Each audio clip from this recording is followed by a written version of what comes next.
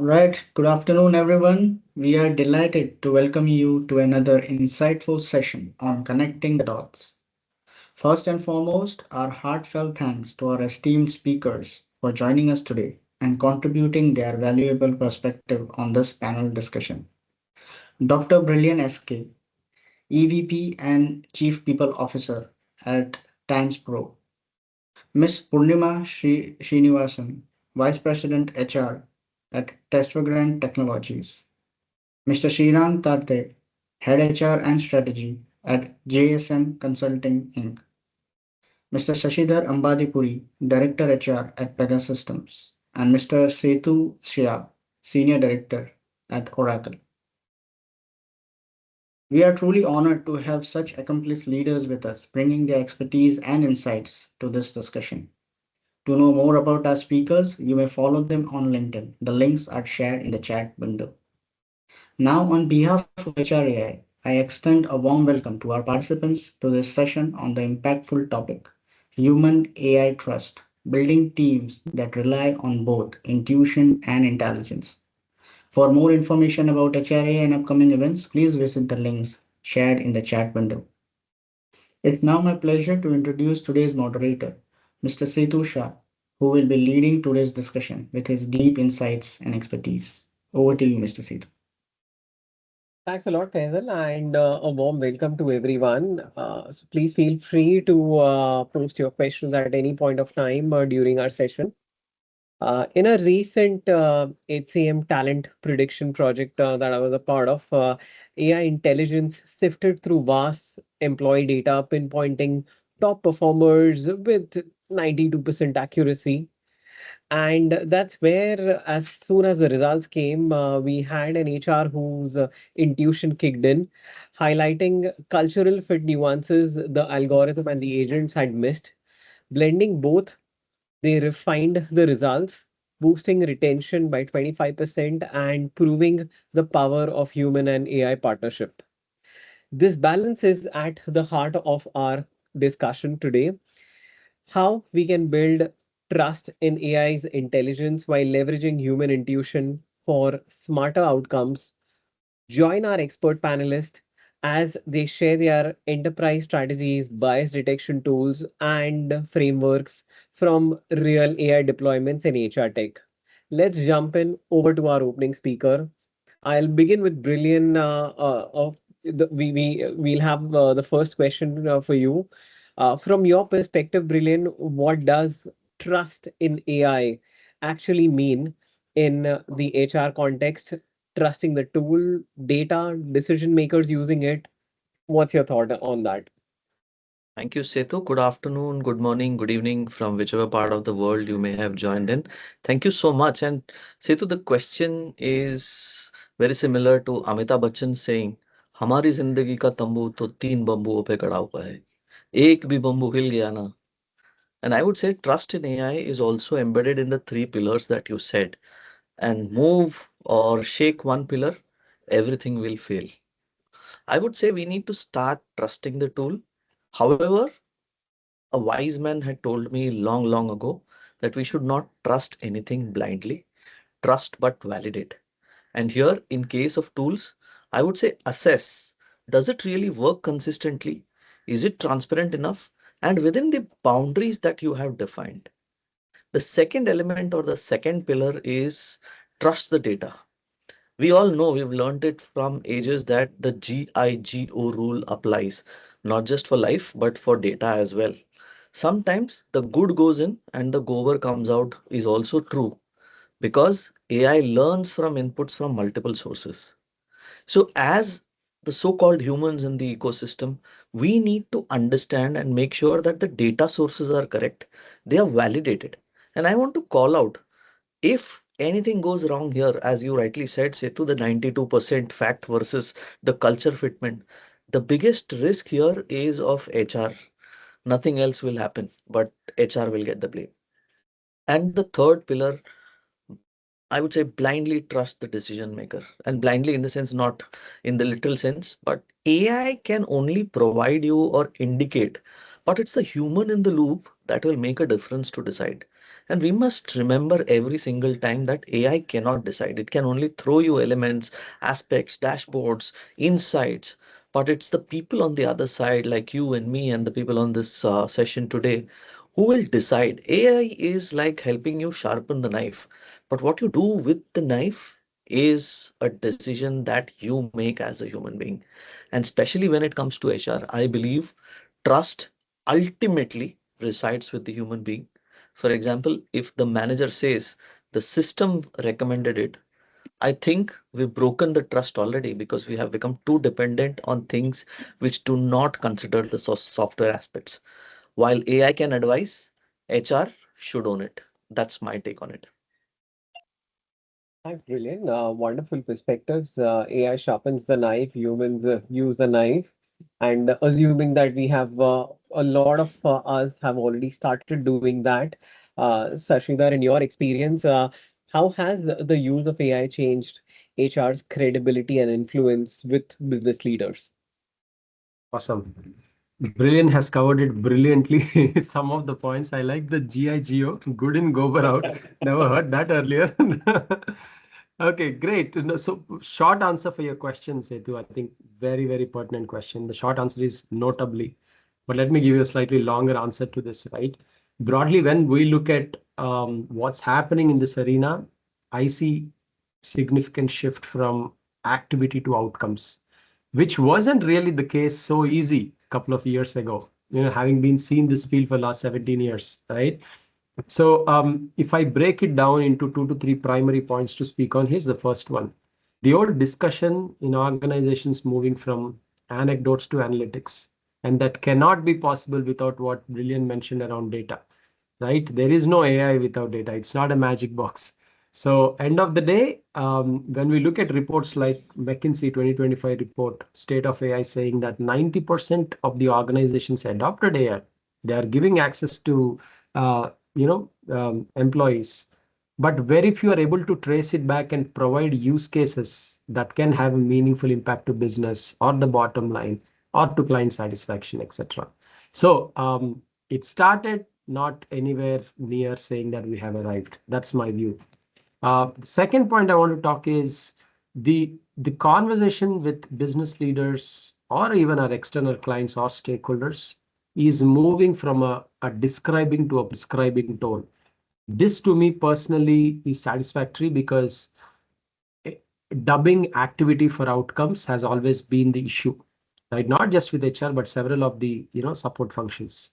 But at least what I'm seeing nowadays is a movement of the dialogue from, hey, here is how we have done it, to actually, we notice this, we sense this, how about we throw it this manner, right? You're giving options and actually suggesting routes forward, right? A couple of examples I could think of also, let me tell it as I talk through it.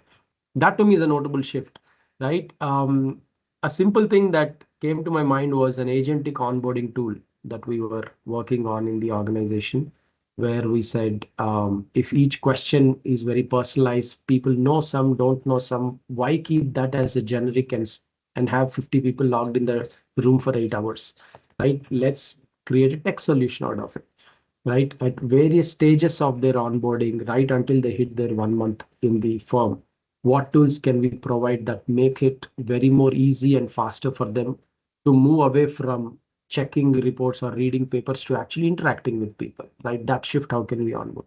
Some of these were conversations. The last thing, by the way, my personal favorite is the speed to insight. The whole point of AI was how fast can we get value out, right? Here is an example of how we have been doing it, at least in Pegasystems. 6,000 odd people across the globe, 32 countries, product IT company.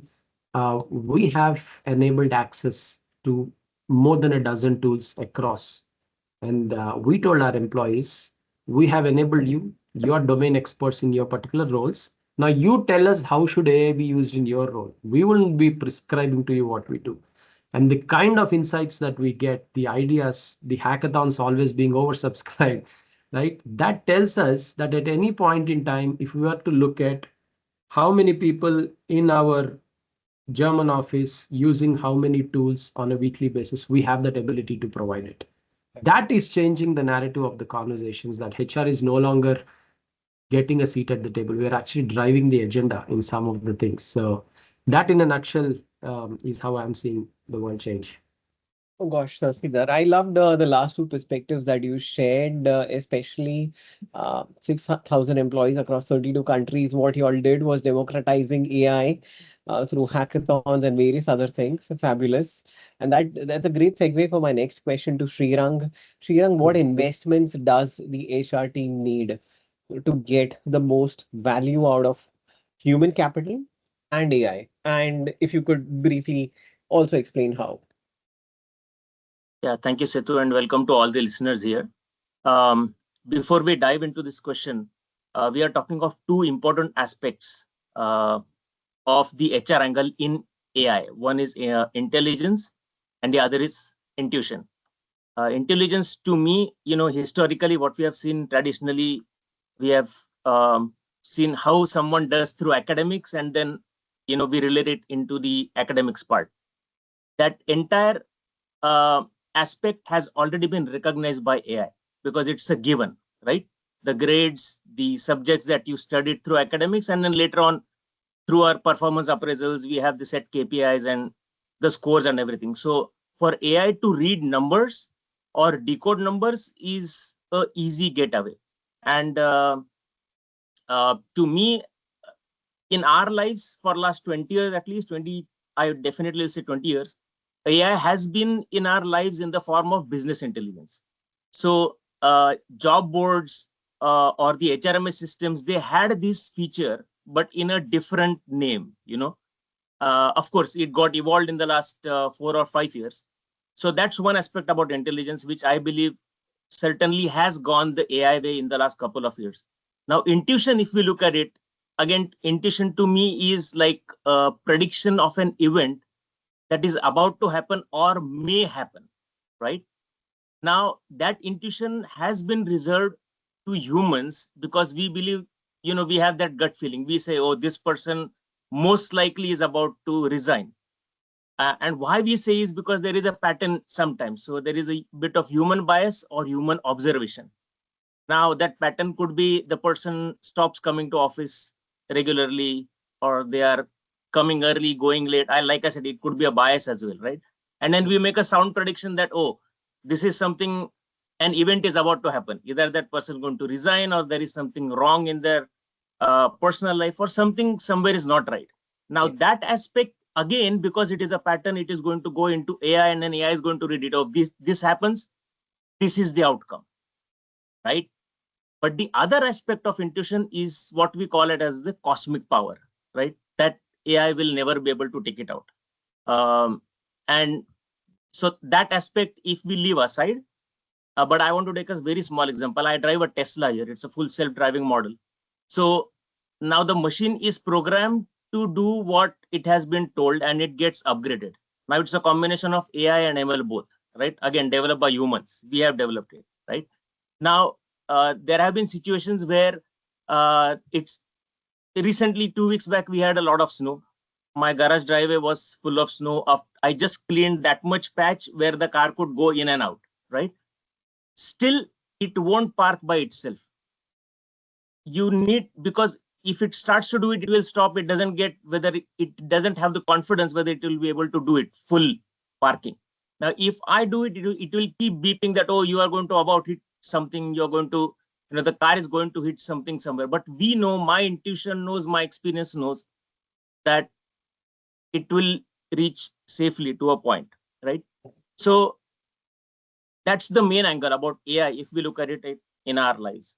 Now, coming to the AI part, we have to adopt it no matter what. That it's has arrived in our lives. It is going to make our lives simple.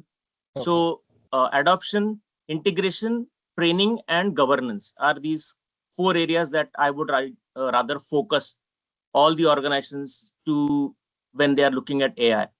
Integration, I think, has already arrived. It has come in our HRMS platforms, talent acquisition, job boards. Reports are coming out pretty easily and smoothly. We can go as back as couple of years to find out what has happened in the organization, right? In the integration, like I said, the tools will have to be integrated, and the training part has to be there. Skilling, upskilling the HR teams. So using these AI tools, companies will invest in taking subscription models, probably Got it. integrating them with those tools that they are already using. So upskilling is another thing. And on the governance front is where I'm little concerned, because when we tick mark on a lot of sites, when we say, okay, I am allowing you all cookies, some cookies, optional cookies, or whatever data I am storing. So that part, that governance, because once we give it to humans, we in our own distinction may or may not use it in the right way. So Got that it. governance model also has to be in place. I Okay. think with these combinations, I believe we should be able to handshake with the AI in the right way. Thank you. Awesome. Awesome. Thank you, Srirang. So adoption, integration, training, and governance. And as I think as soon as we talk about governance, misconceptions are not a misnomer. So Purnima, a question for you here. What's a common misconception HR teams have about AI that you wish would disappear? You are on mute, Purnima. You may want to unmute first. Thank you, Setu, and hello everyone. So that's a very interesting question, Setu, saying that what is the misconception now? Because as we adopt AI or as we accept, I think the AI anxiety we had saying, will it replace me, is actually fading away right now. And it's been replaced by a even more dangerous misconception saying that, people believing that, or the teams believing that AI is solution for all your objective decision making. I mean, in simple words, trusting AI, basically like what Brilliant mentioned, saying that, trusting AI completely with its decisions and treating it as a truth engine.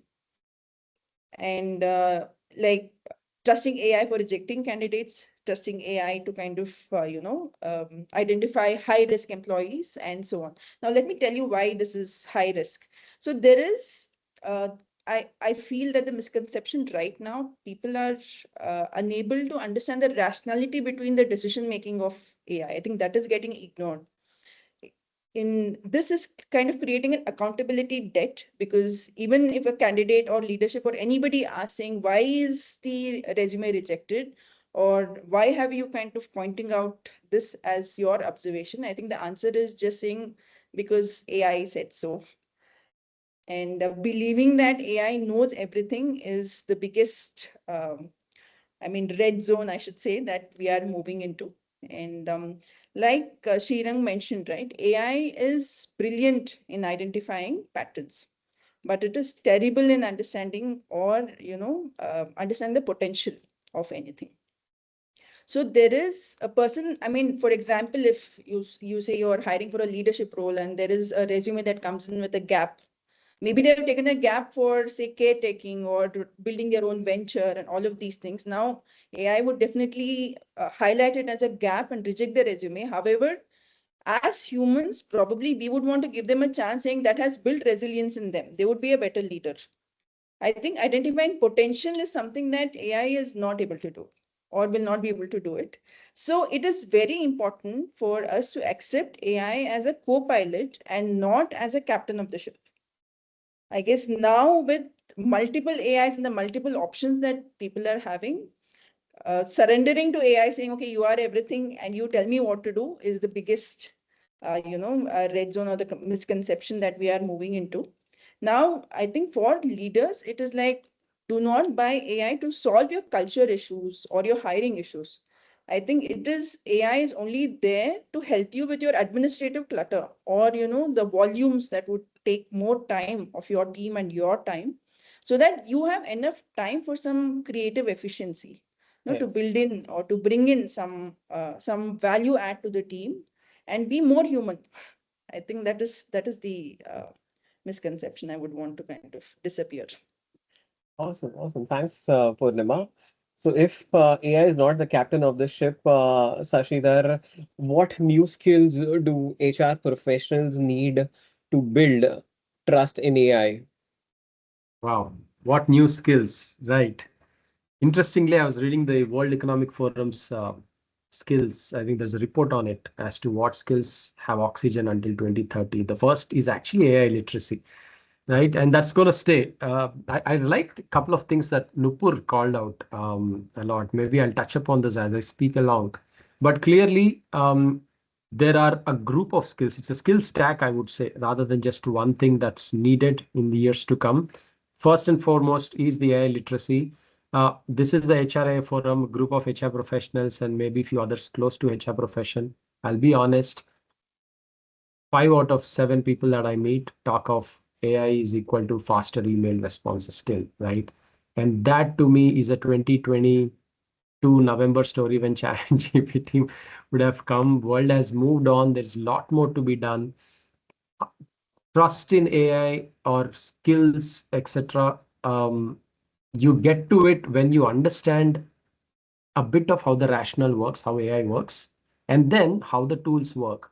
Then comes, when do I use AI? When do I not use AI? The judgment will develop over time, right? It's not an all-knowing magic box that I plug in and say, give me what I should enter my performance appraisal. A friend of me once asked this. In Copilot, if I ask this, I got a beautiful response. Goes back to the Gigo that Brilliant has said a while ago, right? It's of no use. The whole point of it is we have to start with firstly understanding what the basic terms like LLM, AI, agentic versus agents, there's a difference. How do you understand some of these first? Next comes the understanding around when do I go, when do I not go? Where is operational heavy, where is judgment heavy? Where is data versus where is insight? The intuition versus intelligence, I think something to that effect Srirang mentioned, really comes into play. I think that's the first and the foremost skill that we should develop. You need not learn Python, but you should have the intelligence as a HR professional to say, can I ask this problem with AI?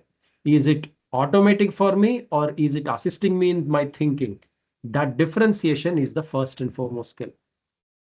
The second, and this is where HRs really are paid for, I'm hoping, is we storytell. The narratives have to be coming along with the numbers, right? Business leaders listen to numbers when there is a narrative, there's a story behind it. That's where we could influence a lot as well. AI can get you to the what. You throw stuff, it tells you the what. So what is what HRs have to do, right? When we sit with our leaders and with our stakeholders, with our clients, whoever, when we sit and say, we have done all of the data munging, etc., we have a point of view, here is what AI is saying. Now what and so what is where the HR dimension has to come in. So no one should ever think that with AI, I need not invest in developing domain knowledge. I need that. With that, I will do more of AI augmented HR professional. That's how we should be thinking about it. The whole orchestration of change and enablement in the organization, I think it's a skill that HRs have to develop the muscles even more. Let me tell you honestly, 30 to 40% of my time goes in actually AI related core work, conversations, enablement, orchestration, ideation, being HR. And never before has it been the case, right? So a lot of our regular stuff, we are relooking at our processes. If they are good to go, acceptable, outcomes are driven, then we are breaking it into chunks and saying, where is it automated versus where is it human in the loop is actually essential, right? And then looking at it in that manner. So one of the big projects that I had an opportunity, thanks to my mentor, was to look at what tools are we onboarding at a firm level, as well as what analytics we can derive around the usage by department and engage with the leaders to talk through, right? And you actually get that opportunity when you are presenting the insights behind the numbers. It's not enough to say 800 people used Copilot at least once in the last 1 week. Fine. So what? They built 70 agents and 60 of them are about market research and you are in marketing team. All right. That is maybe one level deeper, right? Beyond that, if you are saying that 60% of our clients got responses at least 24 hours lesser than our usual TAT. Okay, maybe now it's making sense to some extent, but how much of it can I trace? That's the level of delve down, right? That's what is a new skill that I feel HR should develop, where you help talk through some of these realities with leaders and convert the shadow AI into the enterprise AI. right? Some of your pioneers, in my experience, what I've seen is they like to go ahead of the breed, right? And start using tech not supported by the firm, the shadow AI. But if we are giving them a listening ear, we can actually convert it into the proper enterprise AI and redefine jobs. And HR plays a critical role in that. The last, and perhaps this is an important piece less talked about. I forget the report, but I think it's McKinsey, an year of agentic, and here are the lessons we learned. I read a report, something to that effect. It talks about how the left hand and right hand of AI is data and process flow, Yeah. the workflow design itself. And it is very less talked about, right? The whole point of jumping into an agentic mode would be when you have clearly outlined, defined handoffs, workflows constructed. Only then it makes sense. Otherwise, by instance, if I keep going to an AI tool and coming back, whether it's Copilot or Perplexity, end of the day, you aren't really making a auditable, verifiable, reportable level of progress. That ability to think is what I feel the future AI augmented HR professionals should really be looking into. Long answer, but tried my best, Setu. I hope that answers to your It does question. answer, I think, lots of points, and I noted just five of them. AI literacy, operation heavy versus judgment heavy, storytelling, domain knowledge, and lastly, bringing it in the flow of work and not as a Super. separate sidelined activity. Awesome, Super. lovely. And with that, I go to Srirang with my next question. Just extending the question a little more that Sashidhar explained. Now, what new capabilities will differentiate a high impact HR professional in an AI enabled workplace over the next 3 to 5 years? Yeah, Setu. So we have had a fairly great discussion here. And if we look at the keywords that we are looking at here, one important keyword that comes back and it will keep coming back is judgment. That aspect will stay with humans no matter what, because we know the pulse of the organization, right? So for AI, for us to integrate with AI or adopt, our reliance, I won't even call reliance, but some form of reliance has to be in terms of data. Okay. You turn the data, leave the rest to me, because I know the pulse of the organization. I know the pulse of the people, right? Now, if we look at if we talk purely about HR professionals, like I said in my previous question, if we have to make it like a complete ecosystem, then we have to go back and integrate this at the academic level first. That's where the workforce primarily comes from, and then takes an experience and they climb the ladder, right? So that is one thing that has to happen. The second is, like I mentioned, adoption at the org level. Now, I remember 20 years back, somewhere in early 2000, I have attended a session arranged by my organization on Microsoft Excel. Now, how to do VLOOKUP, conditional formatting. Now, today it may look like mundane task, or like I might do it in my sleep. Sorry to interject, Srirang. There is a possibility that the Gen Alpha coming in may not know what I Microsoft know. Excel is. Just a joke. Please continue.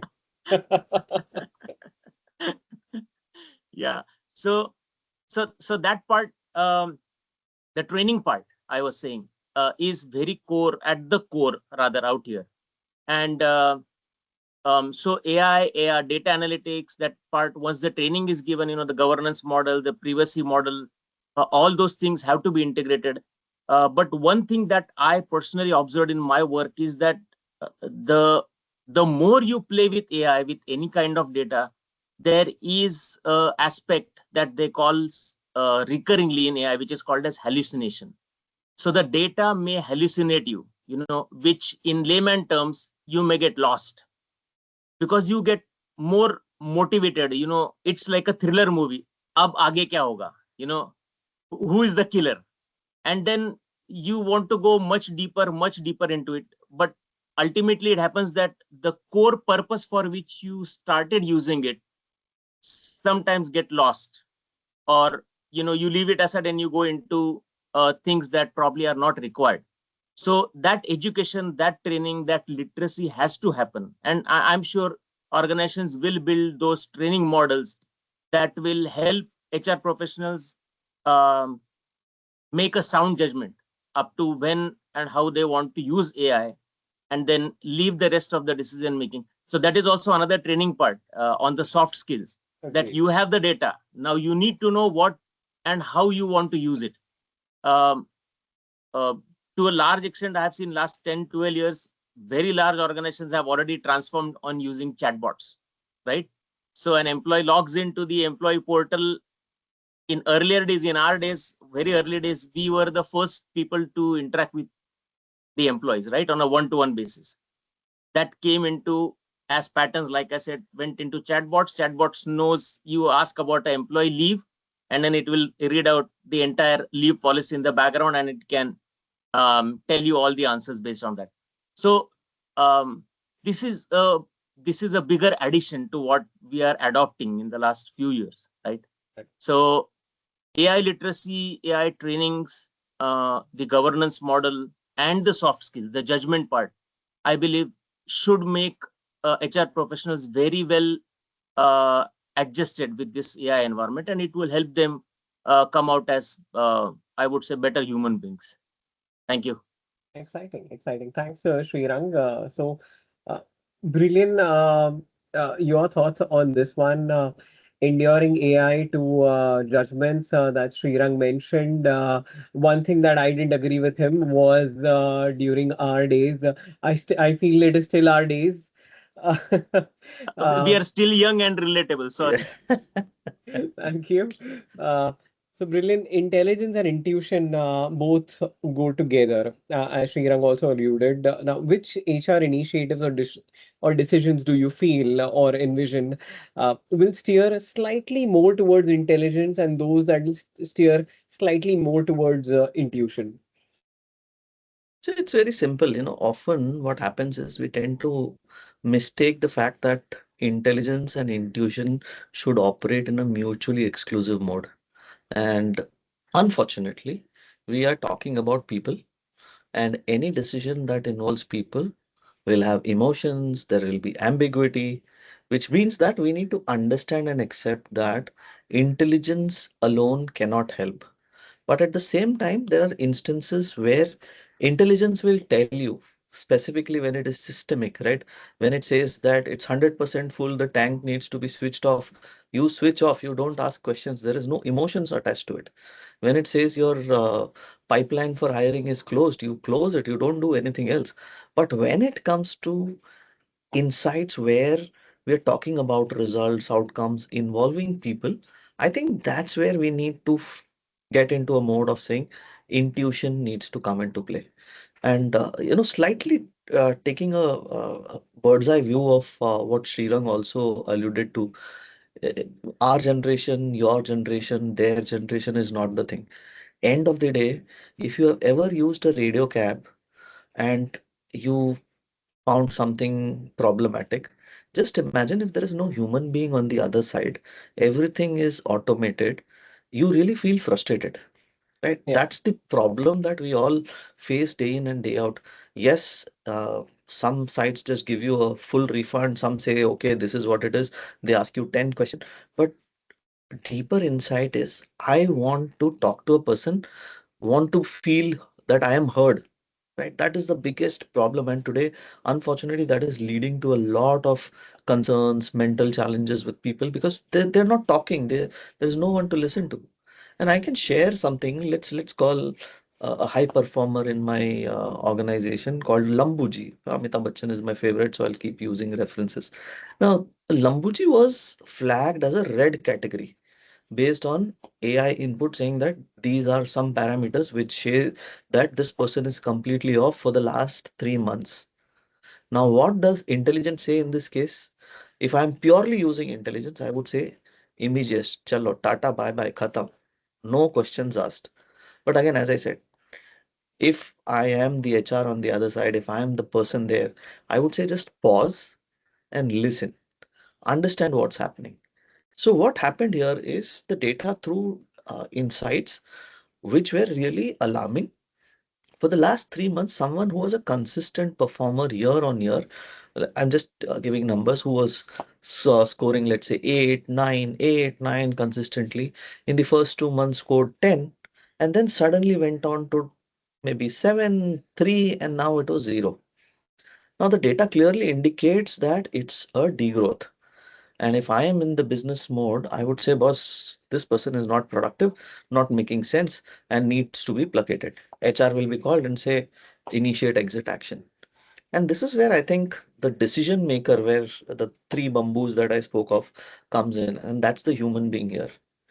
You need to analyze the human side, both the emotions and the underlying behaviors associated with it, which is not factored. And I think Purnima also mentioned about it. Even Shashidhar mentioned about it. The idea is some of these are never captured. Yeah. Because of which we just look at it from a completely, I would say, a horse perspective running in a race. But we are not a horse in a race. We are a horse in a open garden, and we need to see everything. And when we realize that, there's something wrong, because someone who's been consistently high performer, Lambuji cannot be shown an exit door just because 3 months have been a problem.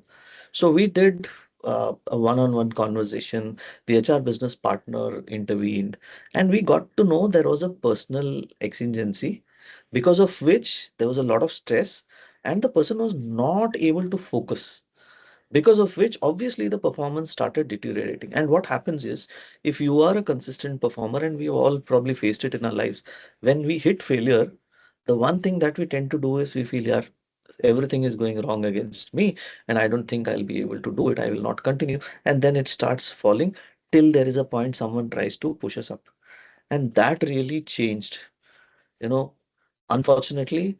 uh, if I had left it purely onto the AI to decide, the decision would have been in a different way.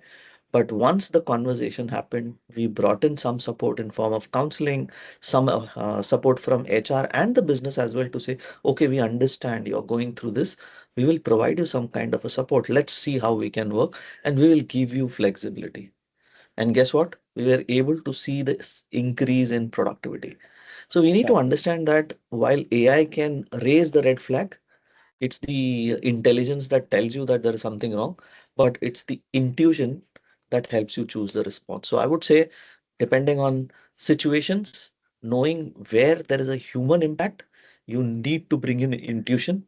Otherwise, you can purely go with intelligence, as long as I said, it's trusted and validated. Back to you, Sid. Thanks, brilliant. That was a very heartwarming story. HR, what it's ideally is and should be known for empathy, brought in that human touch with Lambuji and got things back on track. So fantastic. I Thank think in line with a similar theme, Purnima. Now, if you had to offer one guiding principle for a balancing act, between AI-driven intelligence with human judgment, um, in HR to our fellow and younger professionals, what would that be, Purnima?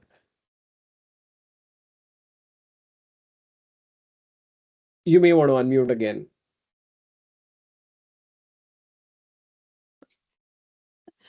Yeah, thank you. So we did discuss, a couple of things that I totally agree with the other panelists that they mentioned here. So I think one thing that, the younger generation should think about is, use artificial intelligence to analyze the past. So if you understand that AI is inherently retrospective, using the past data is when they will be able to give you the future analysis. But intelligence when the future. I think this is one thing I want to tell, saying that, never lose the touch of thinking, and, never give up. Like Shashidhar rightly mentioned, right? Always have a so what. So there has to be a question of why, even when it's an AI generated, information that comes out or the decision that comes out, do not blindly go with it. Is one thing that, I would definitely want to kind of suggest to the younger generation. Always have 80-20. 80% of data if you're getting from artificial intelligence, we're covering every, always have that context, always saying that why is it like this? So this is your what, so what? Why can't I do it like this? I mean, what are the other ways that can be done? All of these things is something that AI can never think. So it is inherently the data that it already has. So based on the volume of data, it is giving us the outcome. So that does not mean that it is the truth, or it is something that we will have to kind of follow. And like AI is like a powerful telescope. I can say that, it helps you see things that is far away or hidden, or helps you make decision. But the decision maker will always be you. I guess this is something that all of us will have to kind of, adopt. I love the way you summarized it. Data drives insights and intuition should drive decisions. Thank you. Thank you for that one, Purnima. Lovely. I think we are broadly done with the longer set of questions and responses. Let's move on to a little more rapid fire now. So one question for all our panelists. We can go ahead in a quick round robin fashion. And we also have a few questions lined up for you all in from the chat window from our audience as well. So, very excited. All right. So for the first question, name one AI tool that you use more often and for what? Let's start with Srirang. I use Perplexity and ChatGPT, both. Lovely. So I use Perplexity for research. I found out that it is a good tool to do a lot of research, journaling, that aspect. ChatGPT, of late, I would say I've started to develop prompts, see how it can make some tasks of mine little easier. So yeah, these are the two tools that I'm primarily Awesome. on. Thanks, Thank Srirang. We move on to Sashidhar. Great. Since you covered Perplexity, one of my favorite, I'll give you two other tools that I use. I use Claude Sonnet 4.5 for anything around ideation or content generation. I found it to be world class. The second one I use is for creating visualizations or infographics, napkin.ai. Okay. Have a membership there. Amazing tool to try. What about you, Purnima? I'm just making note of all the AI tools that they're suggesting. So I use Perplexity, Setu, a lot, and Wow. I'm a fan of Gemini too. And I hardly use ChatGPT now. I think I've moved on from ChatGPT, and I use Cider. We also use like app.presentations for creating presentations and all of this. Okay, lovely. Brilliant. So I love images and photos. So one thing which I am addicted to is now Nano Banana Pro. It helps me visualize images. I remember very recently I had posted about awards, and I wanted to show that I won an award, which I gave it to myself. So I used Nano Banana, posted my photo, and it created an image for me. So I think it's all about what you can think of. Nano Got it. Banana Pro can help you. Awesome. Awesome. Lovely. Next one. We continue with brilliance. So one HR activity that should be driven by intuition. 100% from an HR perspective, I would say it will be succession planning because you Okay. can have all the data in the world, but the Yes. fitment, the experiences, etc., should come in from the intuition that we bring in. Awesome. Lovely. Purnima? I think conflict management. I mean, if you let AI solve issues, I think you need a human there. So I have a feeling a lot of Gen Zs or Gen Alphas using ChatGPT as their personal coach or a therapist may disagree with you. But then again, I think times will tell. It's still early days. Sashidhar? Well, in addition to HR, I'm also a practicing coach. So I Oh, would lovely. say that would be it, because if they say 5 to 6% of all communication is verbal, and that's what AI has access to, we the humans should bring in the other 96%. Read what's said, what's not said, how are the emotions, the cues. That I think is our forte. Got it. Got it. And you, Srirang? Old schooler Setu, I still want the hiring to be done by humans. I Oh. still want employee relations to be done by humans. Uh, we did speak about it earlier as well. But if the job board is going to read my job description and throw a resume, right? There is a high chance, in my experience, I'm going to miss someone who probably on the attitude side is much better, but not on the experience. And I did mention this quote in the previous HRAI if I may Sure. quote again, that we hire for attitude. Skills can be trained. Yes. So yeah, I'll leave this to us. Thank I you. think fantastic, lovely. They do say that the future will belong to multidisciplinary professionals. So, if I have to ask all of you one non-HR discipline or profession that you would like HR professionals to nurture in future, or hopefully with more time that AI gives them, or otherwise. Let's begin with Purnima.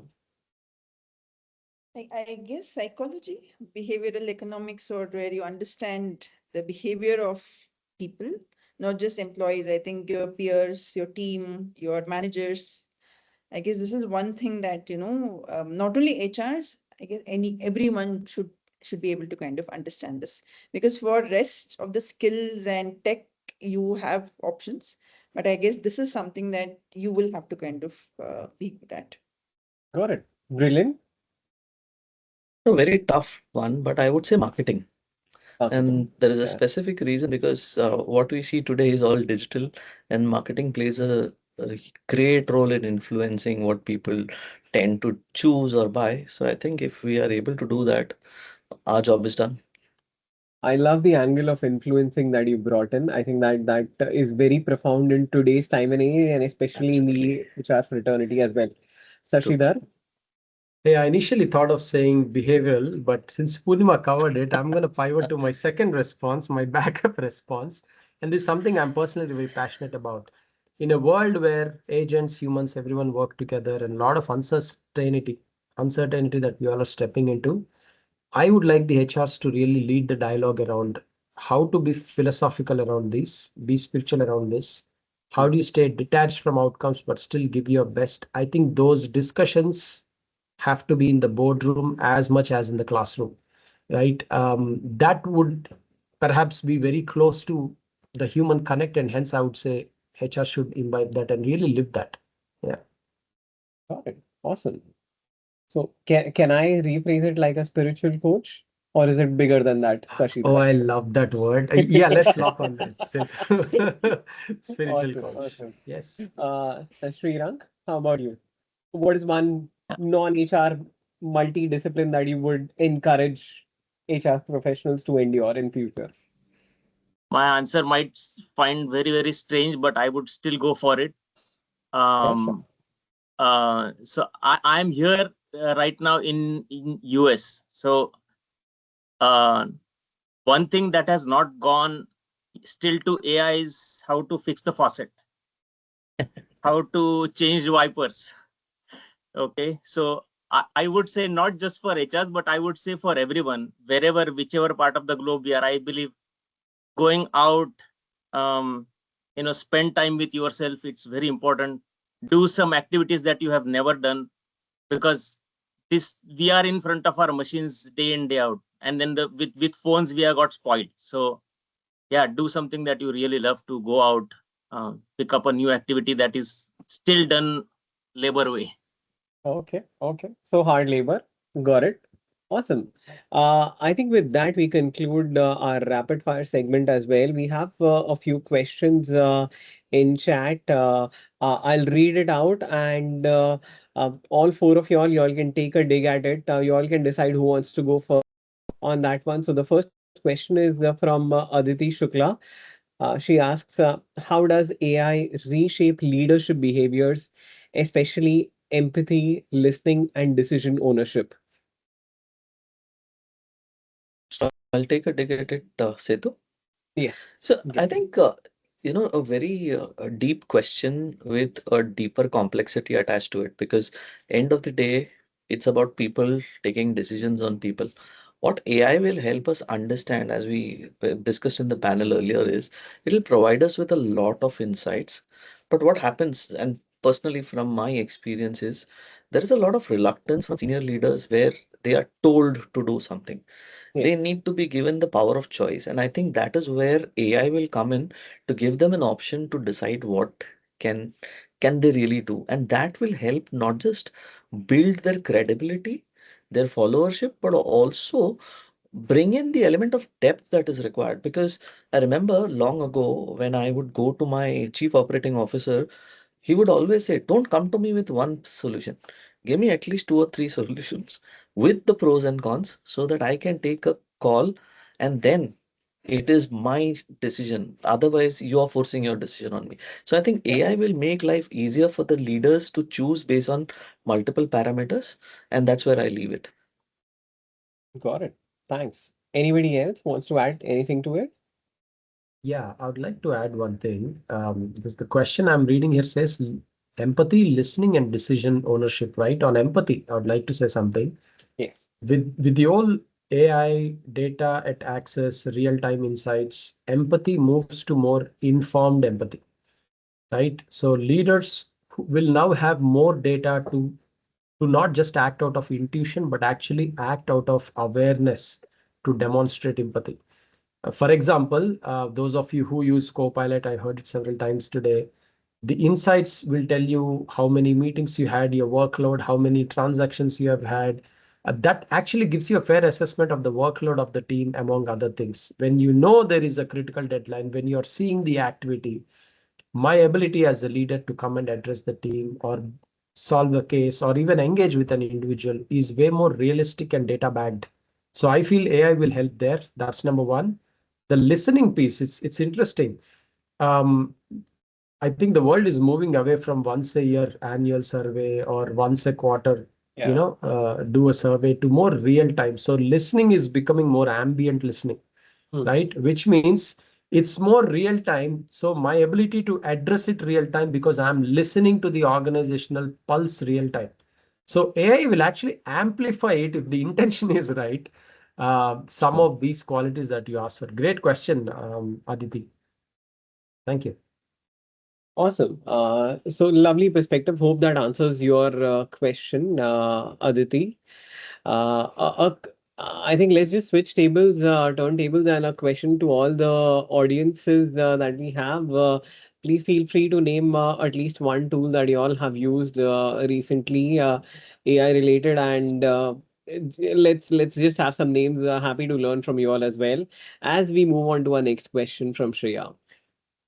So the Shreya Mishra's question is, can AI coexist with high trust and high autonomy cultures? What needs to change culturally for that to happen?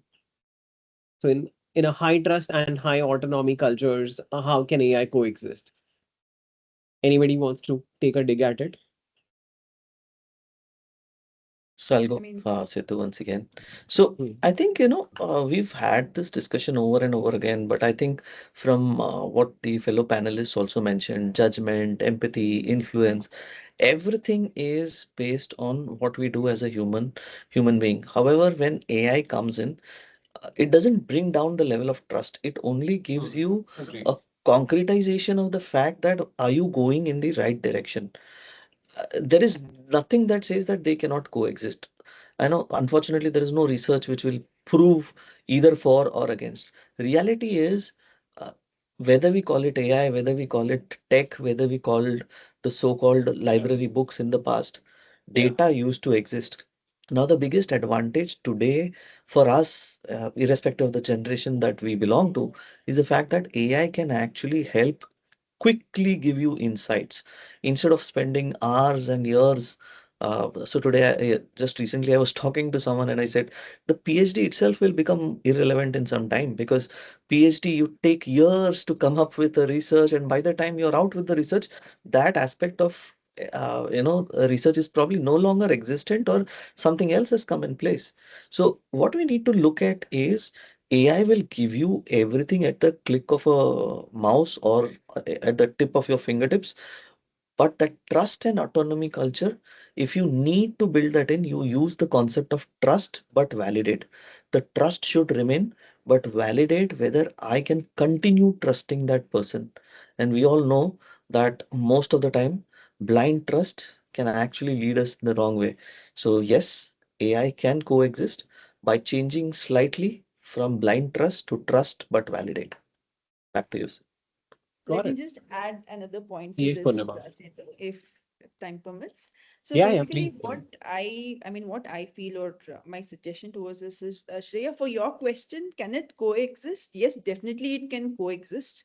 However, using AI and helping the individual or an employee to master the craft, basically, what it means is that to help them to deliver better, and not for the organization to master the employee themselves, saying what time are they coming, what time are they leaving, and using AI tools to track the employee to cut down their freedom, and not building trust is what can hamper the entire culture. So it is, the onus is also on the organization, where how efficiently are they making use of the AI tool to help the employee, or to build a culture which is coexisting with high trust.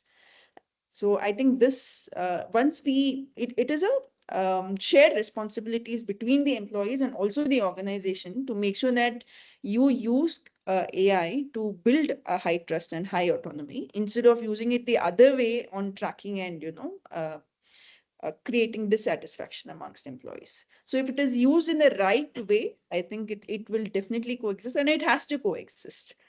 I think that is something that the future, there is no option saying, should we have AI out? No.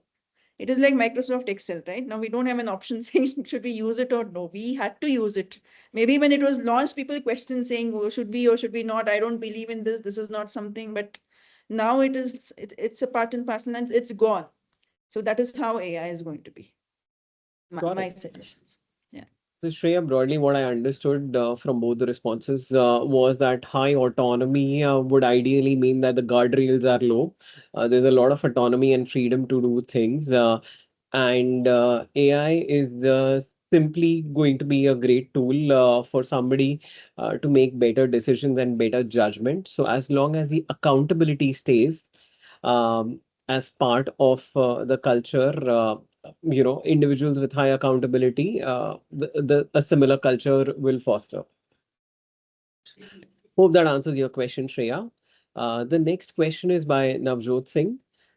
Can AI, or how AI can build a personal connection with candidates the way a recruiter does? So Shriyang, we'll come to you at the end because you definitely possibly don't believe in that one, but anybody else would want to take a dig at it? No, I think I agree with what Srirang would say. It's impossible to think of AI while, yes, we have spoken about humanoids, different kind of bots, but that element of human touch can only come in from a human being. We can probably trust them, but still, I'll need someone to pat my back and say, "Arey, good, don't worry, you will get through." So that's my take. Got it. Anybody else? Yeah, I can add a liner there. See, the whole approach to thinking this AI is and wherever you can put then or a versus, right? I know it's not explicit in this question, but I'm just saying that can AI do this what a recruiter does? Things like that, right? We should say, how can recruiter do this better with AI? Should be the way to think. The Agreed. more and more hyper personalized that the world is looking for, even within organizations, people are asking external consumer grade tech.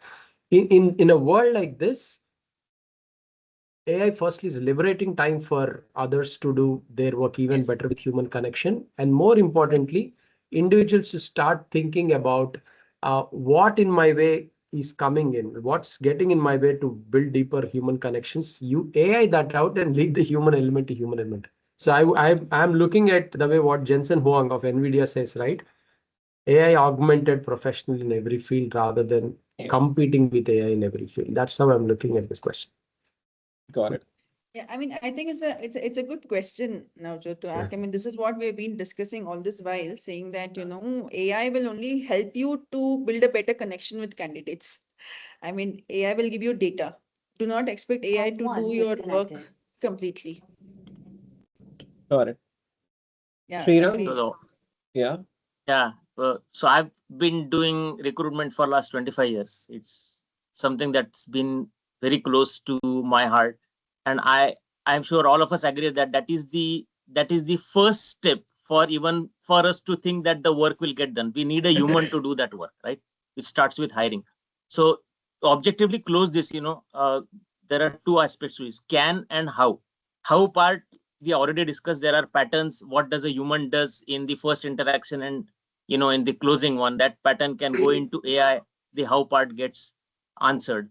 Can, to be very honest, in the last few years, I have stopped saying it is not possible. Everything is becoming possible now, right? So I won't challenge that step whether can AI do it. In one of the prompts I was learning the other day, I'm sure everyone has used it as well.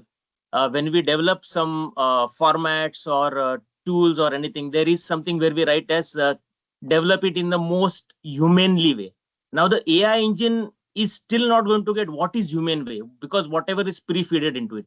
So I will, to answer to Navjot, I would say yes to both, but I would still want to leave it to the HR or the hiring person to take a final call on how to build a connection. We have to be in the picture. We cannot be out of the picture. It would be disastrous. Got it. Got it. Awesome. Now, just adding my one bit to it. Now, imagine how many times as a candidate you have felt that I'm not getting updates, or I was rejected, but I don't know what the reason was, or I don't know what to prepare for my interview.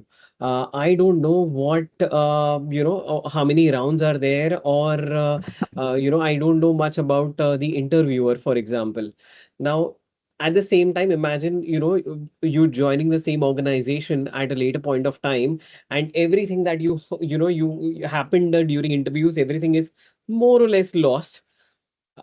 Now imagine there is an AI coach who is able to guide you through all of these aspects in terms of helping you prepare a cover letter, to preparing for your interviews, guiding you, nudging you, and telling you what exactly has happened to your application, if it got rejected, if it transpired, and later on, once you join the organization, also tell you that hey, these were your aspirations.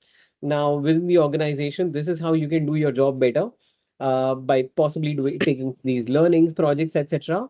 Or for that matter, even this is how you can elevate and go to newer roles in line with your career aspirations.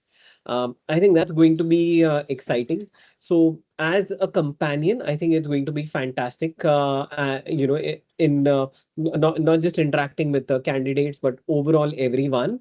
I agree with all of our panelists that the decision making at the end, whether to hire or not, or and more on those nuances, the judgments still need to be with us.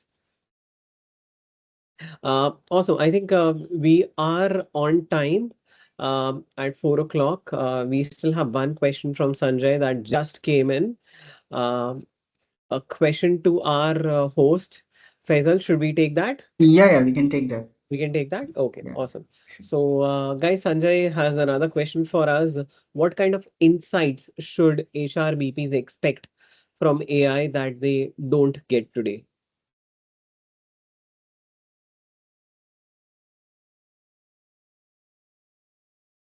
While you all think over Yeah, it, I can take a I couple thought of it's for the host. thoughts. So you Yeah. go ahead, Setu. You share it Oh, okay. first. Okay, Yeah. sure, yeah, sure, yeah, sure. yeah. I'll go at it first. So what kind of insights should HRBPs expect from AI? Um, right from root cause analysis. So, I mean, obviously, churning data, getting insights is a thing of the past. I think we all have been doing it for ages. More than that, root cause analysis, multiple options in terms of what can be done to mitigate it, something that Brilliant also mentioned. So, say, for example, if the AI agent tells me that, hey, your budget has overshot for the last couple of months. Now, that could be because there is there is a huge payout of overtime over the last 3 months, or maybe there is more hiring done which was possibly budgeted, unbudgeted, or went over budget, or maybe something that you need to do otherwise. So these kind of multifaceted options, if is what HRBP should expect the AI to do. At the same time, would agree with what Sashidhar mentioned as well, that we don't want to do once in a year pulse surveys. While those are great, but would want more real-time insights in terms of how some of our the workforce or employees are feeling. So getting insights around those as well, nudges on a periodic basis would be great. So those are my 2 cents. Anybody, anything from the panelists? So Yeah, I would just to say, add on to huh, that, I'm sorry. go on, go on, go on. Yeah, just to add on to that, I guess HR BPs or employee relations or HR leaders, what they can expect from AI is hyper personalization plans that you can Yes. actually do.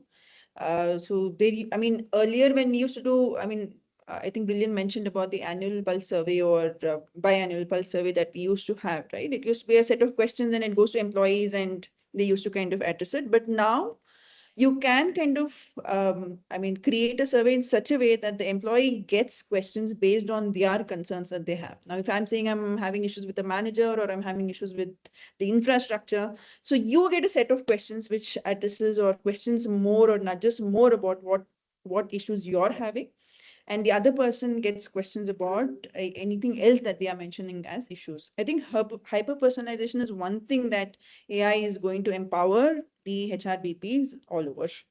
I'm just to keep it short because we are running out of time too. Yeah, loved the point on hyper personalization, Purnima. Thanks. Anybody else would want to add anything? Yeah, so I would say early warning signs, which is one of the biggest pain points for every HRBP across domains.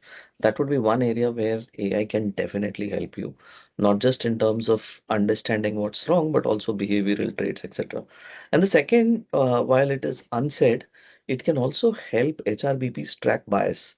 You know, if you see a particular kind of a trend happening in a team, you can probably get to the point and say, okay, I can see some bias in action. So these are the two areas where I feel AI can definitely help HR business partners become better than what they are already. Awesome, awesome. Thanks, everyone, and I hope that answers your question, Sanjay. Brilliant insights from everyone, and appreciate the time that everybody has taken. Back to our host, Faisal. Thank you, Mr. Setu. Your thoughtful facilitation, well-timed prompt, and ability to connect diverse perspective ensured a rich, engaging, and balanced discussion. You played a key role in bringing clarity to complex ideas while keeping the conversation focused, insightful, and relevant for the audience. Thank you to our esteemed panelists. Your insights on the evolving role of AI in shaping people decisions and the continued importance of human judgment added strong strategic value to the conversation.